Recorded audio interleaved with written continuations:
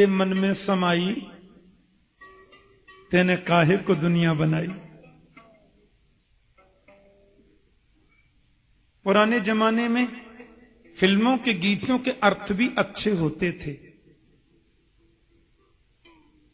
अब तो ऐसे ऐसे गीत होते हैं जिसका अर्थ कुछ नहीं होता।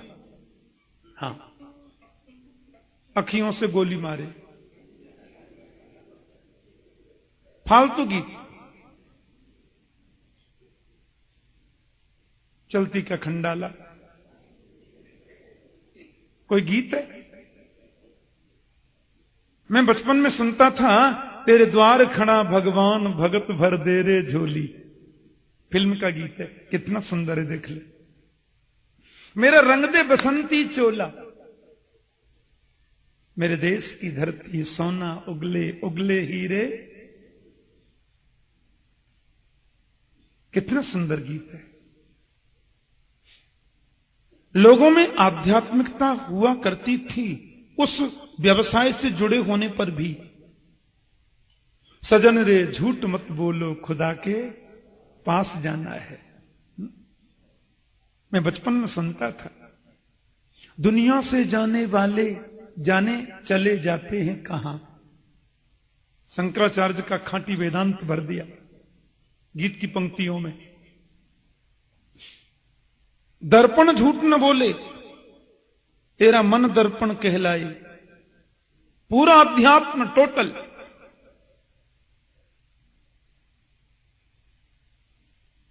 दुनिया बनाने वाले क्या तेरे मन में समाई? मेरा पहला प्रश्न है, परमात्मा ने दुनिया बनाई क्यों? नहीं बनाते तो भी चलता। और यदि उन्होंने दुनिया बनाई तो एक जैसी क्यों नहीं बनाई? किसी की नाक लंबी तो किसी की नाक चिकटी, कोई ज्यादा गोरा तो कोई बहुत काला। जो गोरा है वो छाती तान के चलता है, हम गोरे हैं। और जो काला है वो दिन भर पलस्तर रगड़ता है, हम भी गोरे हो जाए। नहीं बनाते तो भी चलता। एक सज्जन मेरे से पूछ रहे थे, ठाकुर जी कई देशों में आपने कथाएं की, आपको सबसे सुंदर लोग कहां के लगे? हाँ, मैंने कहा सही बताओ। मैंने कहा यूरोप और अमेरिका में जब जाते हैं और वहां के लोगों को देखते हैं तो ऐसा लगता है कि घड़े बनाने वाले ने घड़ा बनाया, उसको अग्नि में पकाया, लेकिन पकने से पहले ही कच्चा निकाल लिया। पूरा पक नहीं पाया, 70% ही पका था। साउथ अफ्रीका के लोगों को देखते हैं, गयानीज आदि लोगों को, उनको देखकर लगता है घड़ा पकाया था पर आग तेज हो गई सो ज्यादा पक गया।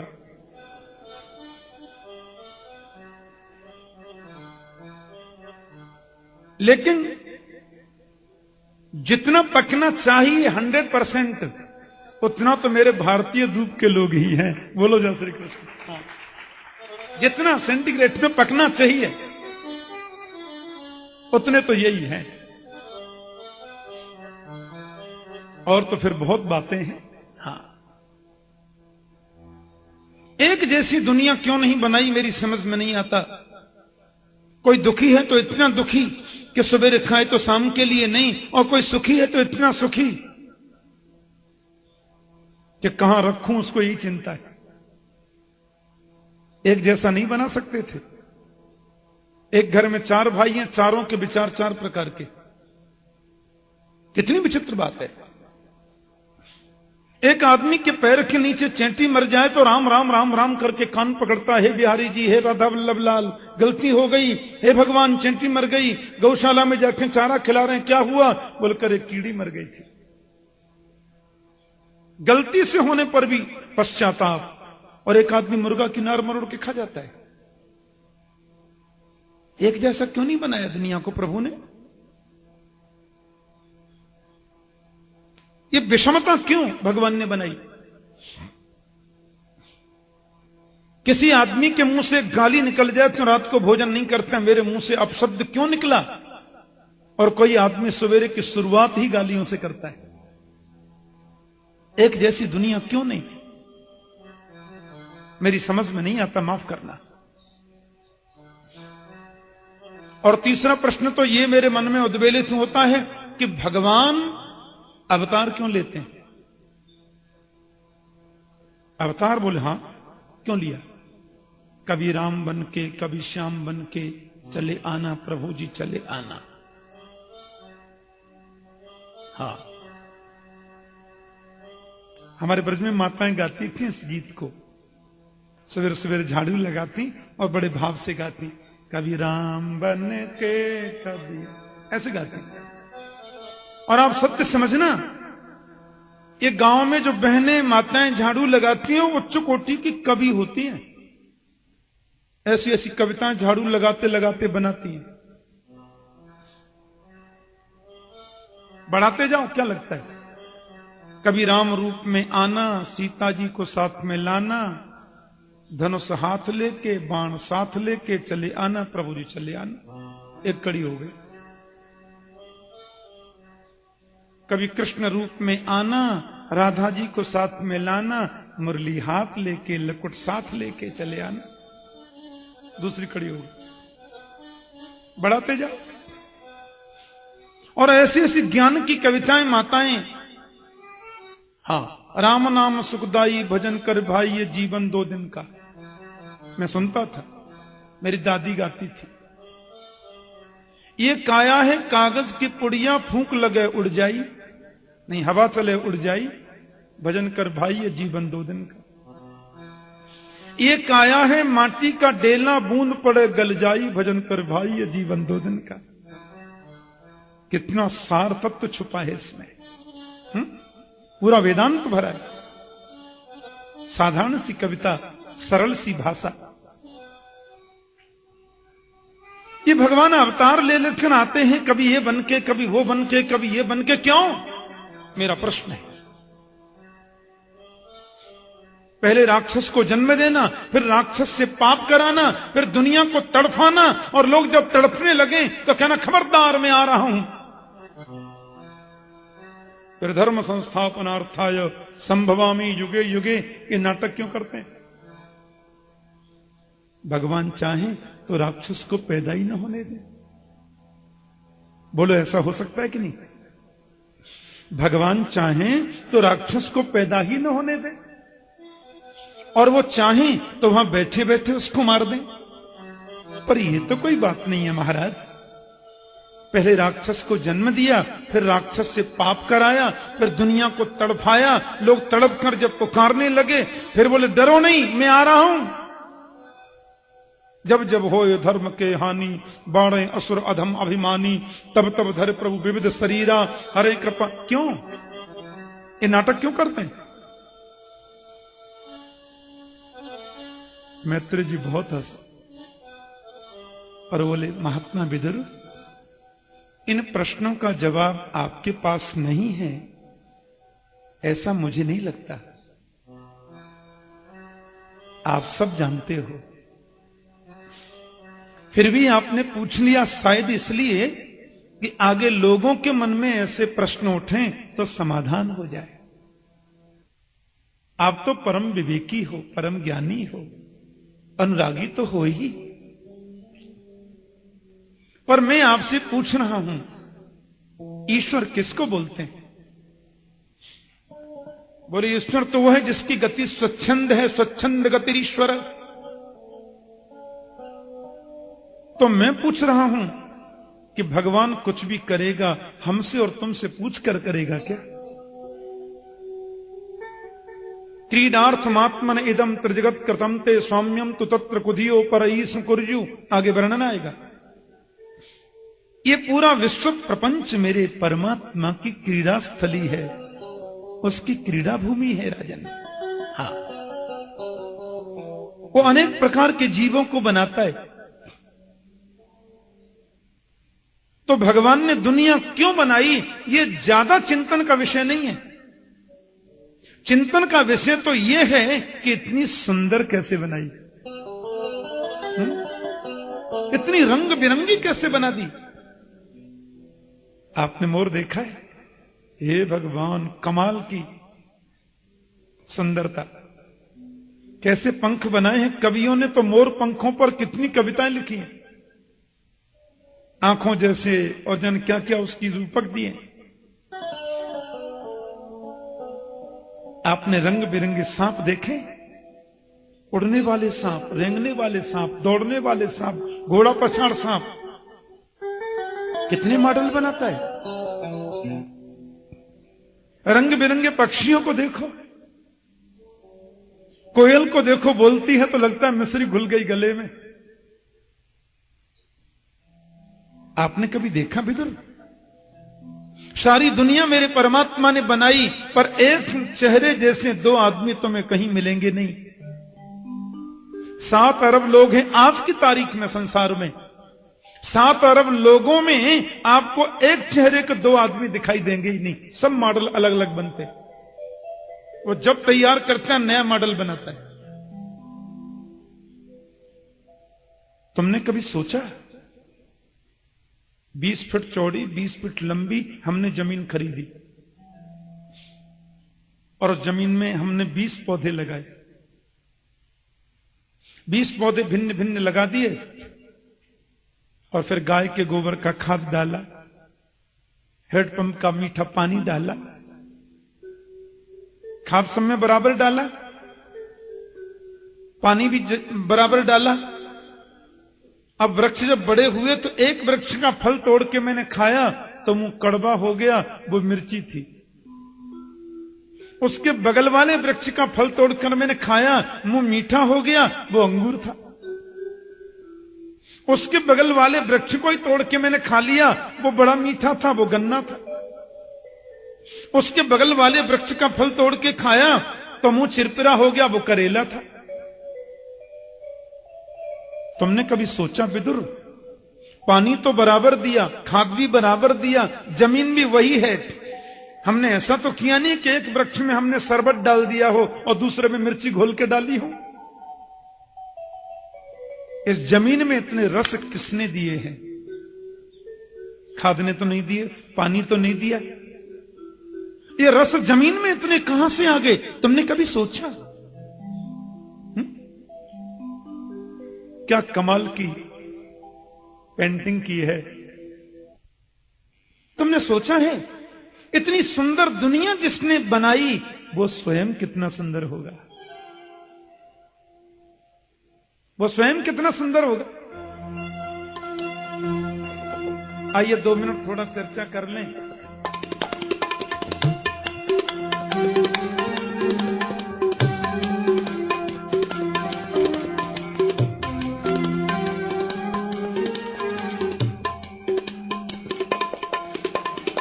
नाम तुम्हारा तारनहारा, नाम तुम्हारा तारनहारा, नाम तुम्हारा तारनहारा, नाम तुम्हारा तारनहारा। कब तेरा दर्शन होगा? जिसकी रचना इतनी सुंदर, वो कितना सुंदर होगा, वो कितना सुंदर होगा। नाम तुम्हारा तारनहारा, कब तेरा दर्शन होगा? जिसकी रचना इतनी सुंदर, वो कितना सुंदर होगा, वो कितना सुंदर होगा।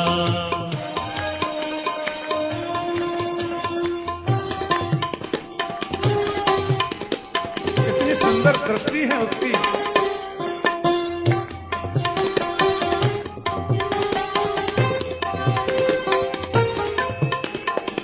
दीन दयाल दया के सागर, जग में नाम तुम्हारा है। दीन दयाल दया के सागर, जग में नाम तुम्हारा है। दीन दयाल दया के सागर, जग में नाम तुम्हारा है। दीन दयाल दया के सागर, जग में नाम तुम्हारा है। तुम बिन मेरे बाल कृष्ण प्रभु कोई नहीं हमारा है।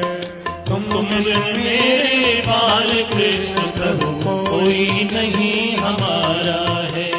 भव से पार उतरने हेतु, भव से पार उतरने हेतु तेरा ही शरणा होगा। जिसकी रचना इतनी सुंदर, वो कितना सुंदर होगा, वो कितना सुंदर होगा। ये नाम तुम्हारा तारनहारा, कब तेरा दर्शन होगा। जिसकी रचना इतनी सुंदर, वो कितना सुंदर होगा, वो कितना सुंदर होगा।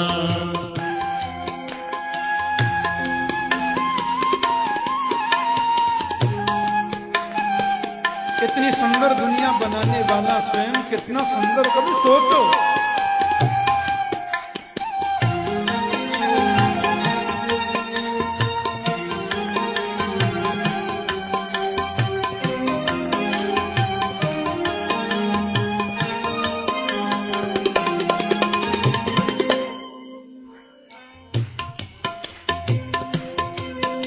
आप करुणा की मूर्ति हैं।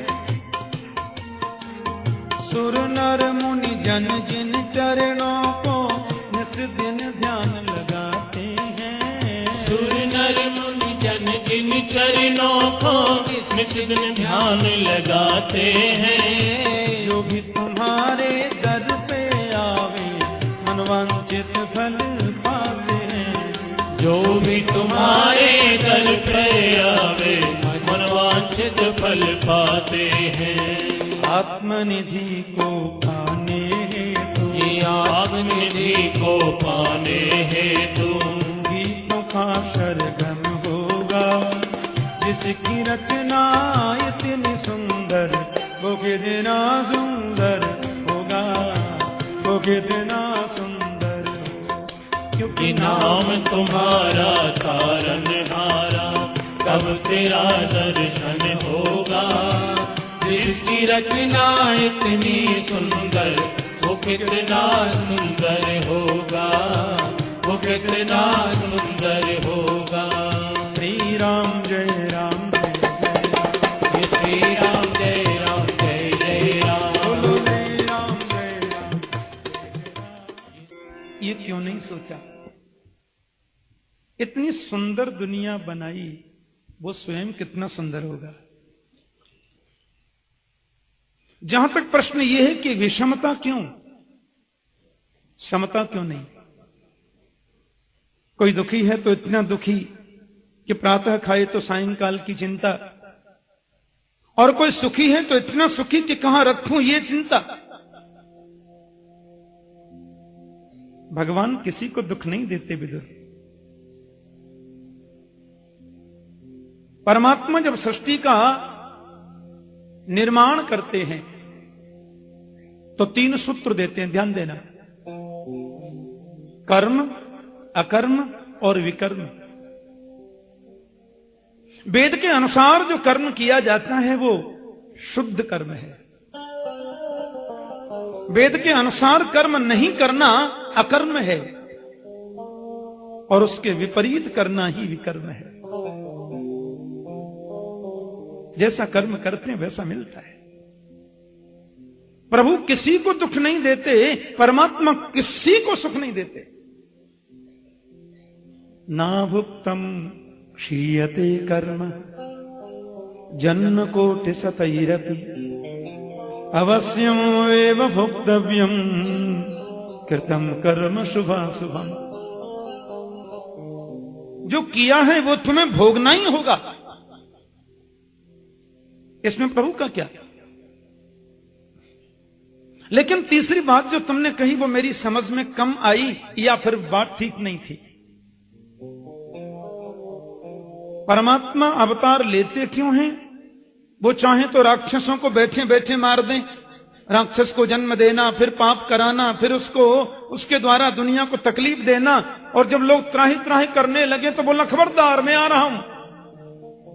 नहीं, परमात्मा का प्राकट्य राक्षसों को मारने के लिए होता है, ये पूर्ण सत्य नहीं है। 5वें स्कंद में भगवान सुखदेव वर्णन करेंगे कि मर्त्यावतारस्त्य मर्त्य शिक्षणम रक्षो बधाई वन केवलम विभो। मर्त्यावतारस्तु इह मर्त्य शिक्षणम। मरण धर्मा लोगों को अपने चरित्र के द्वारा शिक्षित करने के लिए, मानवीय गुणों का उनमें आधान करने के लिए परमात्मा का प्राकट्य होता है। रक्षो बधाई व न केवलम विभो। राक्षसों को मारने के लिए भगवान का प्राकट्य नहीं होता। हां, जब वो आ जाते हैं तो फिर सोचते हैं लगे हाथों ये भी कर लो। केवल राक्षसों के लिए तो आते ही नहीं, आने की जरूरत ही नहीं। और ध्यान देना,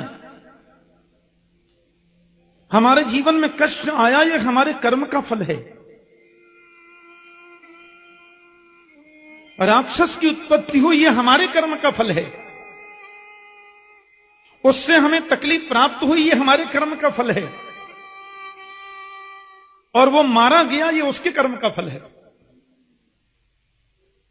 भगवान तो सृष्टि बना के तटस्थ रहते हैं, बिल्कुल ध्यान रखना। सृष्टि बना दी और सब दर्शन कर रहे हैं, देख रहे हैं बस। तुमने जो किया है वो तुमको भोगना है। अवश्यम एव भोक्तव्यम कृतम कर्म शुभाशुभम। लेकिन उनका आगमन जो होता है वो तो संतों के लिए, वो तो ब्राह्मण गौ के लिए। विप्रधेन सुर संत हित। लेकिन आते हैं तो सोचते हैं लगे हाथों झाड़ू लगाते चलो। आपका कोई मित्र रहता है विदेश में, आपके घर में कोई विवाह होना था, आपने चिट्ठी लिखी, भैया आ जाओ, मेरे घर बड़ा सुंदर वैवाहिक प्रसंग उपस्थित हुआ है। मित्रण का क्षमा करना, आने में असमर्थ हूं, व्यस्तताएं बहुत हैं। तेरी मर्जी भाई। 2 वर्ष बाद कोई और प्रसंग उपस्थित हुआ, आपने फिर पत्र लिखा, अरे भाई जी आना। उसने असमर्थता व्यक्त की, क्षमा करें मैं असमर्थ हूं। 3 वर्ष बाद आपके घर में फिर कोई कार्य उपस्थित हुआ, आपने सोचा अंतिम विवाह है, बचपन का मित्र है, बड़ा विचित्र आदमी है। सो आपने पत्र थोड़ा कड़े शब्दों में लिख, सुनो हमारे घर में अंतिम विवाह है, भैया सुन लो, और तुम्हें आना है तो आना, नहीं तो हमारी राम राम। उसने कहा भाई अब तो आना पड़ेगा, क्योंकि उसी गांव का था। अब आ गया, वैवाहिक प्रसंग में सम्मिलित हुआ, बड़ी खुशियां बांटी। अब उसने सोचा महाराज जब मैं आ ही गया हूं, हमारे पूर्वजों की हवेली गांव में बनी है, थोड़ा उसका डिस्टेंबर भी चेंज कराता जाऊं, कब कब आना होता है। हवेली खोल करके देखा तो एक कोने में मकड़ी के जाल लगे, एक कोने में चूहे के 50 बिल बने, जगह जगह सीमेंट उतर रहा है, गिर रहा है। अब आया ही हूं तो लगे हाथों ये भी करते चलूं। वो लाखों रुपए खर्च करके परिवार के सहित यहां हवेली पर डिस्टेंबर करने नहीं आया था, आया था मेरे आग्रह पर, मेरे निमंत्रण पर आया तो लगे हाथों वो काम भी करता गया। तो राक्षसों का जो वध है वो तो लगे हाथों है, उनके लिए प्रभु को आना नहीं होता, आते तो संतों के लिए है। मेरे गोविंद पधारते हैं भक्तों के लिए, और जब आ जाते हैं तो देखते हैं किसी कोने में रावण कुंभकर्ण जैसे मकड़ी के जाल लगे हैं, किसी कोने में बड़े बड़े अज्ञान अंधकार के गड्ढे बने हुए हैं, किसी कोने में शिशुपाल दंतभक्त जैसे चूहे के बिल बने हुए हैं। अब आया ही हूं तो लगे हाथों ये भी साफ करता चलो। रक्षो बधाई वन केवलम विभो।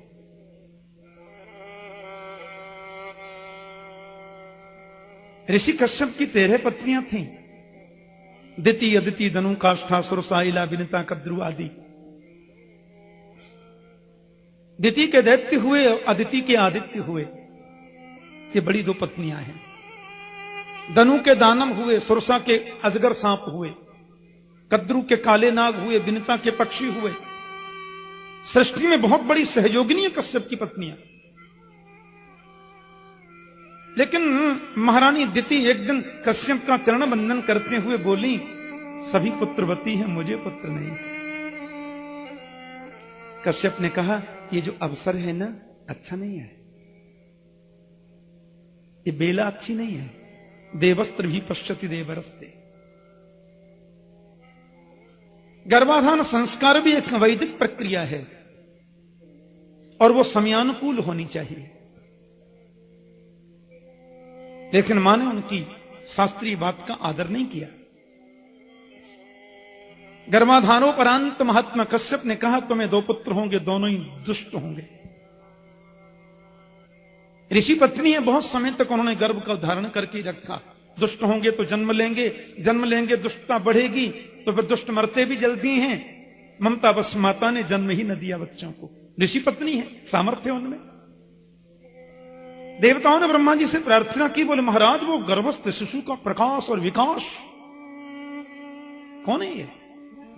ब्रह्मा बोले, मेरे मानस पुत्र गए थे। मानसा में सुता युष्मत पूर्वजा सनकादय चेरूर विहायसा लोकान लोकेशु विगतस्त्या। और वैकुंठ में दर्शनार्थ जब वो गए तो जय विजय ने उनको रोक दिया, क्योंकि छोटे बालक दिखते थे। पूर्वे साम अपि पूर्वजा, देखने में 5 वर्ष के दिखते, उम्र 50,000 वर्ष से भी बड़ी। हाँ, जय विजय ने रोका होगा। उन्होंने कहा, नहीं हम तो जाएंगे, भगवान के पुत्र हैं हम। उन्होंने कहा, तुम जाओगे तो हम काय को खड़े हैं, थोड़ा ईगो प्रॉब्लम आ गया, धक्का मुक्की हो गई होगी। उन्होंने कह दिया, तुम समझते हो कि हम इतने ऊंचे आ गए तो हमारा पतन नहीं हो सकता, तुम दैत्य हो जाओ। गड़बड़ हो गया, चरणों में गिर पड़े। नहीं महाराज ये क्या? बोले भाई अब तुमको दैत्य तो बनना पड़ेगा, लेकिन तुम कहते हो तो इतना हो सकता है।